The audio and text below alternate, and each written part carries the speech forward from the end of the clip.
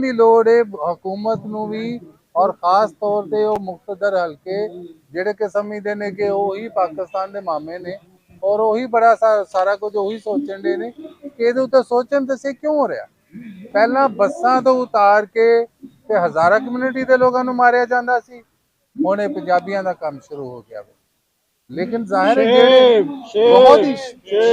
शर्मनाक है, लेकिन मामला है वे कि क्यों हो रहा ओदी जड़ तक जाना, ओदी बुनियाद तक जाना, फिर ओदा हल सोचना बहुत जरूरी है। अगर तुसी तालिबान दे नाल मुज़ाकरात करके और उन्होंने उन्होंने मुल्क च वापस भेज सकते हो तो इन्होंने लोगों ने नाल भी बैठो, गलबात करो, क्योंकि गलबात कीतियां मुकालमा कीतियां बगैर कोई तुसी समझो किसी मसले का हल तो नहीं है। ਤੁਸੀਂ ਲੋਕਾਂ ਨੂੰ ਗਾਇਬ ਕਰ ਲਵੋ, ਤੁਸੀਂ ਲੋਕਾਂ ਦੇ ਉੱਤੇ ਸਖਤੀਆਂ ਕਰ ਲਵੋ, ਚੜ੍ਹਾਈ ਕਰ ਲਵੋ ਔਰ ਉਹ ਫਿਰ ਜਵਾਬ ਦੇ ਵਿੱਚ ਇਹ ਕਰਨ